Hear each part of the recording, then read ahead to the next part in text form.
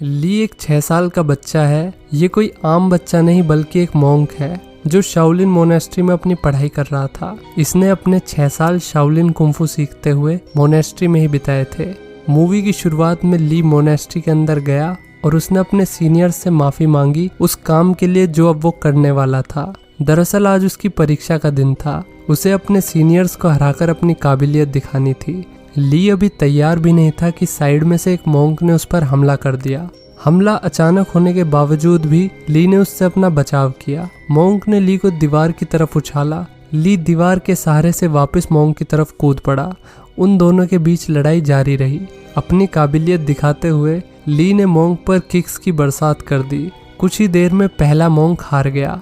इसके बाद दूसरे मॉन्क ने तलवारों से ली पर हमला बोल दिया। ली ने कैसे न कैसे करके उसे निहत्था किया। बिना तलवारों के वो ली के सामने ज्यादा देर नहीं टिक पाया। इसके बाद ली आखिरी मॉन्क के पास गया। मेडिटेशन करते हुए भी मॉन्क ने ली की आहट महसूस कर ली। उसने माला के एक मोती को इतनी सफाई से फेंका कि वो सीधा जाके शीशे पर टकराया, वो भी ऐसे जिससे ली कुछ देर के लिए अंधा हो गया। अगले ही पल मॉन्क ने ली को उठाकर पटक दिया। मॉन्क एक खतरनाक पंच मारकर मुकाबले को जीतने ही वाला था, मगर उसका निशाना चूक गया और फिर ली ने मॉन्क की छाती पर एक जोरदार किक मारी। आखिर में ली ये मुकाबला भी जीत गया। उसने श्राइन के सामने अपना सर झुकाया। उसके सीनियर्स ने भी उसके हुनर का सम्मान करते हुए उसके सामने सर झुकाया। हेड मॉन्क ने ली को बताया कि उसने टेस्ट में 88 आउट ऑफ 100 स्कोर किया है। ली के मार्क्स बाकी स्टूडेंट्स के मुकाबले काफी बढ़िया थे। आगे की पढ़ाई के लिए ली को अब शहर भेजा जाने वाला था। शहर में वो 3 जनों के एक परिवार के साथ रहेगा। हेड मॉन्क से आशीर्वाद लेने के बाद ली शहर के लिए निकल गया। इसके बाद एक 15 साल के लड़के को दिखाते हैं जिसका नाम फैंग होता है। ये अपने स्कूल के ताइक्वांडो क्लब का हेड था। इसकी एक छोटी बहन भी थी जिसका नाम था शैन शैन। वो हमेशा अपने बड़े भाई को सपोर्ट करती थी। स्कूल के ताइक्वांडो क्लब की मैनेजर थी लैन। उसका काम था फैंग के ताइक्वांडो मैचेस को देखना और उसे ध्यान से एनालाइज करके एक समरी बनाना जिसकी मदद से फैंग मैच में की गई अपनी गलतियों को पहचान सके। लैन उसे पसंद भी करती थी मगर कहने से डरती थी। लैन का भाई यू बेसिकली हाथी का बच्चा था जिसके लिए दुनिया में सबसे जरूरी था खाना। ये चारों आस पड़ोस में ही रहते थे और एक दूसरे को काफी अच्छे से जानते थे। एक रोज लैन हमेशा की तरह ताइक्वांडो मैचेस एनालाइज कर रही थी और उसका भाई यू हमेशा की तरह चिप्स खा रहा था। तभी उनके पिता डॉक्टर हान को दिखाया गया जो एक जाने माने साइंटिस्ट थे।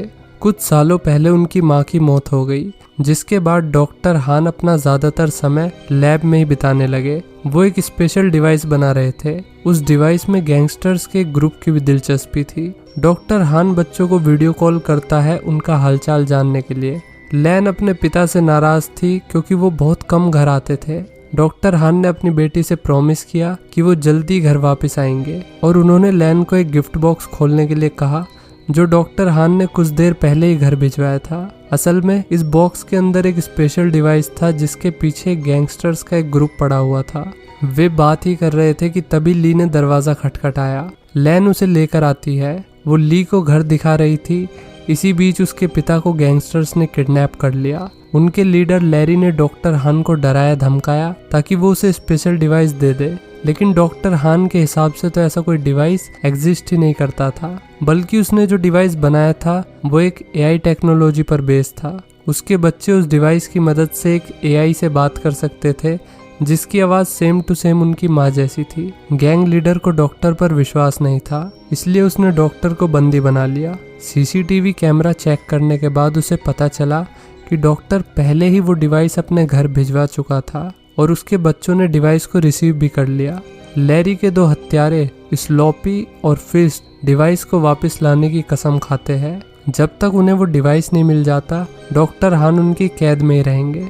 स्लोपी और फिस्ट काफी एक्साइटेड थे क्योंकि एज अ गैंगस्टर ये उनका पहला मिशन था। उन दोनों ने अपनी पहचान छुपाने के लिए अजीब से कपड़े पहने और डॉक्टर हान के घर के ठीक सामने पहुंच गए। सूरज ढलते ही स्लोपी अंदर जाना चाहता था मगर फिस्ट ने उसे ये कहते हुए रोक लिया कि हम कल सुबह बच्चों के स्कूल जाने के बाद ही घर में घुसेंगे। इसी बीच ली भी अब नए माहौल में कंफर्टेबल होने लगा था। उसने लैन को टीवी पर ताइक्वांडो मैच देखते हुए देखा। ली को ऑब्वियसली ताइक्वांडो काफी पसंद आया। रात को जब ली मेडिटेशन कर रहा था, उसी वक्त पर यू वीडियो गेम्स खेल रहा था। दोनों ही एक दूसरे को डिस्टर्ब कर रहे थे। ऐसे में उनके लिए साथ रहना काफी मुश्किल लग रहा था, लेकिन थोड़ी ही देर में दोनों साथ में वीडियो गेम खेलने लगे। दूसरी तरफ लैन वो बॉक्स खोलती है जो उसके पिता ने भेजा था। उसमें एक पैंडा था जिसे चाबी के साथ लगा सकते थे। हालांकि उसमें एक पेन ड्राइव भी थी जिसके बारे में लैन को कुछ नहीं पता था। गैंगस्टर्स इसी पेन ड्राइव की तलाश में थे। एक बटन दबाने पर पैंडा में से आवाज आई कि अपना पासवर्ड बताइए। लैन ने कहा व्हाट पासवर्ड। यही 2 वर्ड पासवर्ड बन गए और लैन को पता भी नहीं चला। थोड़ा टेस्ट करने के बाद उसे समझ आ गया कि ये एक आर्टिफिशियल इंटेलिजेंस है जिसके अंदर उसकी माँ की आवाज डाली गई है। अगली सुबह लैन और यू के साथ ली स्कूल में अपने पहले दिन के लिए तैयार हुआ। स्लोपी और फिस्ट कार में से उन पर नजर रखे हुए थे। वे इंतजार कर रहे थे कि कब ये लोग स्कूल जाए और कब हम घर में घुसे, लेकिन उनका प्लान अचानक चेंज हो गया जैसे ही स्लोपी ने लैन के बैग में वो पैंडा देखा। स्कूल जाते हुए बच्चों को फैंग और उसकी छोटी बहन शैन शैन मिली। लैन ने ली को उन दोनों से मिलवाया। वे बातें ही कर रहे थे कि तभी अचानक स्लोपी पैंडा की चैन चुराकर भागने लगा। ली ने उसे देख लिया। उसने एक जोरदार छलांग लगाई और कुछ बैकफ्लिप्स मारकर वो स्लोपी तक पहुंच गया। फैंग ली का हुनर देखकर काफी इम्प्रेस हुआ। उन दोनों ने मिलकर स्लोपी की छुट्टी कर दी और उससे पैंडा ले लिया। पर स्लोपी इतनी जल्दी हार मानने वालों में से नहीं था। उसने इतना पिटने के बावजूद भी दोबारा पैंडा छीन लिया। इस बार बच्चों ने उसे घेर कर एक डस्टबिन में बंद कर दिया और फिर उसे रोड पर धकेल दिया। स्कूल में ली को उसके क्लासमेट से मिलवाया गया। वे सभी एक चाइल्ड मॉन्क को अपने बीच देखकर हैरान थे। सभी बच्चे उससे अजीबोगरीब सवाल पूछने लगे जैसे कि क्या वो कभी शादी करेगा या फिर उसे कुंफू आता है क्या। टीचर ने बच्चों को चुप कराते हुए कहा कि ली की काबिलियत देखने के लिए तुम सबको स्पोर्ट्स पीरियड तक इंतजार करना पड़ेगा।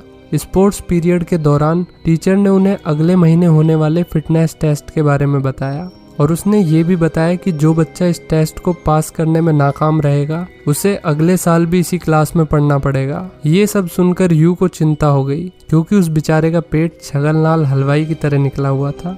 बच्चों को सबसे पहले 100 मीटर की रेस कंप्लीट करनी थी। बाकी बच्चों का एक राउंड भी पूरा नहीं हुआ था। इतने में ट्रेंड ली ने 2 राउंड पूरे कर लिए। अब इसके बाद उन्हें पुशअप्स करनी थी जिसमें ली पहले से एक्सपर्ट था। बच्चे जहां 1 या 2 पुशअप भी ठीक से नहीं कर पा रहे थे वहां ली ने 100 पुशअप्स कर दी। ली यहीं तक सीमित नहीं था। अपनी शाओलिन स्ट्रेंथ का शो ऑफ करते हुए वो एक हाथ से पुशअप मारने लगा और यही नहीं बल्कि वो एक हाथ से हैंड स्टैंड पुशअप्स भी मारने लगा। नन्हे से ली पर लड़कियां फ्लैट हो गई। अब हाई जंप करने की बारी थी।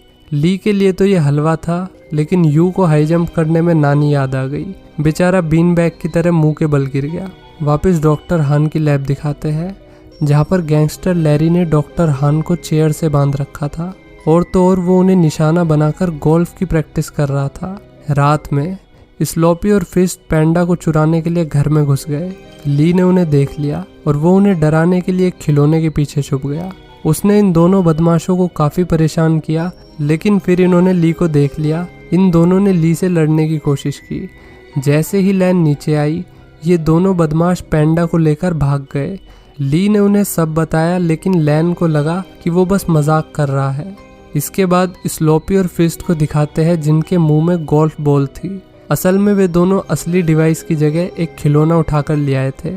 लैरी को वो डिवाइस अपने क्लाइंट्स को बेचना था, वो भी अगले 3 दिन में, जिस वजह से उसे बहुत गुस्सा आया हुआ था। उसने स्लोपी और फिस्ट को उनकी बेवकूफ़ी की सजा अपने स्टाइल में दी। अगले दिन स्कूल में सभी बच्चे फैंग का मैच देखने आए थे। यू और शैन पीछे बैठी 2 भद्दी दिखने वाली लड़कियों के बारे में बात कर रहे थे।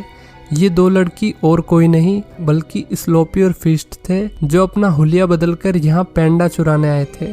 उन्होंने लैन के बैग पर पैंडा को देख लिया था। वे सही मौके का इंतजार कर रहे थे। तभी ली ने फैंग को मैच के लिए चैलेंज कर दिया। सभी लोग उनका मैच देखने के लिए आगे चले गए। उनके पीछे बैठे बदमाशों ने मौके का फायदा उठाते हुए पैंडा को चुराने की कोशिश करी, मगर उनमें से एक की विक की चैन में फंस गई। फैंग और ली के बीच मुकाबला जारी था। इस मैच से ये पता चल गया कि फैंग और ली की फाइटिंग स्किल्स एक ही लेवल की थी। ये फाइट जल्दी खत्म हो गई क्योंकि दोनों ने ही खुद को हमला करने से रोक लिया। तभी सबने पीछे मुड़कर स्लोपी और फिस्ट को लड़कियों की स्कूल ड्रेस में देखा। बच्चों ने उन पर हमला कर दिया, मगर इस बार एक बच्ची को बंदी बनाकर वे पेंडा ले जाने में कामयाब रहे। बच्चे प्रिंसिपल के पास गए और उन्होंने पुलिस को बुला लिया। पुलिस ने उन्हें तसल्ली देते हुए कहा कि वे चोरों को ढूंढने की पूरी कोशिश करेंगे। जो कुछ भी हुआ, ली उसके लिए खुद को जिम्मेदार ठहराने लगा, क्योंकि अगर वो फैंग को चैलेंज नहीं करता तो बदमाशों को चोरी करने का मौका ही नहीं मिलता। बाकी सबने उसे बताया कि इसमें उसकी कोई गलती नहीं है। आखिरकार लैरी को पेंडा मिल गया। उसने पेंडा में से पेन ड्राइव को निकालकर कंप्यूटर में लगाया और एक प्रोग्राम स्टार्ट किया। हालांकि प्रोग्राम को स्टार्ट करने के लिए पासवर्ड चाहिए था, जो उसे नहीं पता। लैरी ने डॉक्टर हान से पासवर्ड पूछा, मगर डॉक्टर ने उसे पासवर्ड बताने से इनकार कर दिया। लैरी के कुछ हैकर्स ने पासवर्ड को क्रैक करने की कोशिश की, मगर पूरे दिन कोशिश करने के बाद भी उन्हें कामयाबी नहीं मिली। अब लैरी का दिमाग खराब होने लगा। वो गुस्से में पागल हुआ जा रहा था। तभी उसने डॉक्टर हान के फोन पर लैन का मैसेज देखा और उसने फैसला किया कि वो डॉक्टर हान को ब्लैकमेल करने के लिए लैन का इस्तेमाल करेगा। लैन ने अपने पिता को अपने बर्थडे पर आने के लिए कहा, जो कि अगले दिन था। लैरी ने डॉक्टर हान की जगह रिप्लाई करते हुए कहा कि वो वक्त पर पहुंच जाएगा। अगले दिन शाम के वक्त लैन और उसके दोस्त लैन की बर्थडे पार्टी के लिए उसके घर आए हुए थे। इसी बीच फैंग, यू, ली और शैनशैन मार्केट में थे लैन का बर्थडे गिफ्ट खरीदने के लिए। लैन को अपने पिता की तरफ से एक मैसेज मिला, जिसमें लिखा था कि वो घर के बाहर उसका इंतजार कर रहे हैं। जैसे ही वो घर के बाहर देखने गई, बदमाशों ने उसे पकड़कर वैन में डाल दिया। उसी वक्त ली और बाकी सबने लैन को देख लिया और वे साइकिल से वैन का पीछा करते हुए लैब तक पहुंच गए। लैरी और उसका बिजनेस पार्टनर इस डील को लेकर काफी परेशान थे, क्योंकि ये डील एक दिन पहले ही हो जानी चाहिए थी। जल्दबाजी में लैरी ने लैन के मुंह पर चाकू रखते हुए उससे पासवर्ड पूछा। लैन ने हड़बड़ाते हुए चिल्लाया, व्हाट पासवर्ड? और तभी कंप्यूटर प्रोग्राम शुरू हो गया। बाहर स्लोपी और फिस्ट इस जगह की निगरानी कर रहे थे। ली और फैंग ने उन पर हमला कर दिया। उन दोनों को हराने में ज्यादा देर नहीं लगी। हालांकि अब उनका सामना लैरी के सबसे खास आदमी ब्रैडली से होने वाला था। ब्रैडली एक खतरनाक फाइटर था, जिस वजह से साथ में मिलकर भी उसे हराना आसान नहीं था। लैब के अंदर लैरी और उसके बिजनेस पार्टनर के बीच डील पक्की ही होने वाली थी कि तभी यू ने वहां कर अपनी बहन और अपने पिता को आज़ाद करा दिया। ली भी वहां पर आ गया और उसने गैंगस्टर्स से लड़ने में उनकी मदद की। इस सब के बीच में लैरी सूटकेस और पेन ड्राइव लेकर भागने लगा। डॉक्टर हान, यू और लैन ने उसे बीच में ही रोक लिया और फिर उसकी खूब पिटाई की। इसी बीच ली वापस फैंग के साथ मिलकर ब्रैडली से लड़ने लगा। शुरू में तो ब्रैडली उन पर भारी पड़ रहा था, लेकिन फिर भी वे उसे हराने में कामयाब रहे। आखिर में पुलिस ने वहां पर आकर गैंगस्टर्स को पकड़ लिया। लास्ट सीन में प्रिंसिपल ने बहादुरी दिखाने के लिए ली और यू को अवार्ड दिया।